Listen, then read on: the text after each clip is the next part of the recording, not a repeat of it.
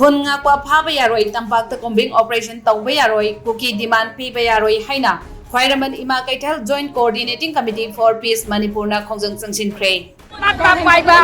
ain gi thong de yade aduri dam kan nupi police sambani aikhoi masen ni understanding police sing thu mathak ki order matung ina security sing thu ngak pani aikhoi gi iram dam ngak chen aikhoi gi right full right lai bi lak pani aduna aikhoi masen akan matan na phuna batan na dana apha waring cha ba cha masin tongna gum chi yam prem bhakti da thabak tongmina chi kuki sing na kari gum khara tawda di army laina center force laina state force laina kuki nupi khara na thing bada di anam ta karim ta tawba ngamde sigi question che hobok sina la an bani sigi answer che security sing na pi bang ngamda hang sigi pakum pa me ba adu araga di ai khoi mayam na ngasi mayam puna mangna ama su kai dana bani ai khoi gi poting asi parliament phama matam da kuki sing na ma tan bal jaga laiba matam da relay chapada ai khoi gi state force amdi national force na thingbra kanam ta thingba ngamde aduga ai khoi gi de khoi iram da mapu oi ba khoi gi poche ngakse ba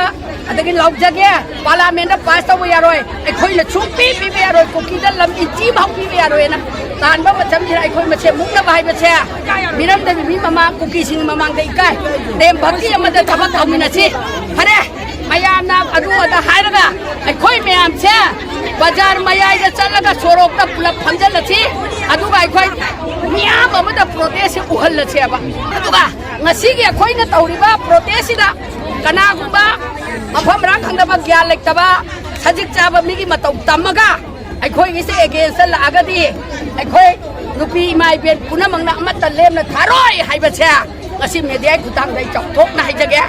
madu manipur punamagi yekna bane lorama doi tang ai phadan ngasi ai khoi na rally macha ama chatlaga tawriba che atai amaki natte ai khoi kuki sing na ngasi di parliament phamga dore haire parliament phamba matamda moi gi aman torpa matamda kuki sing na edi jaga da kuki leiba jaga khudi makta ai khoi rally chatlaga ai khoi di oiba lam to khaina ma piu ai khoi manipur sidagi ai khoi gi lam piraga ai khoi to khaina ai khoi gi taliba demand che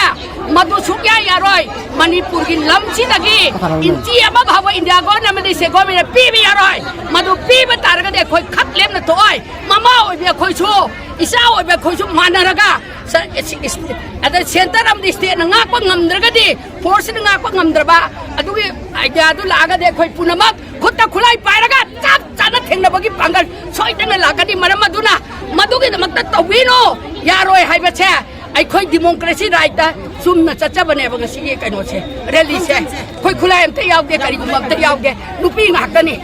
adu araga di sida force season na basu yaroi aduga parliament ta ngasi gi phanggo doriba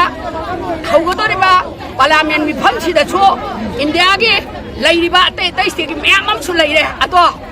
hana ta gi hona chahi ama helaba tha trai thoi trom do sura abauda india government na kari gum ta haidaba prime minister narendra modi na wa ta ngang daba amit chahana oi da pada myam am ngang ba aduga manipur thubai ge torok pacha madu yaning da bagi protest e khoi gachi toi che natra Mohona boyge parliament house tuda ekhoi gi territory de thuai do wara gi akhoi chap chana mama oi be khoi chu kat chana chen ga di loina na center gi state force amadi central force na mathau tau da badagi laibak mang ba tare na isa sina khunna ko da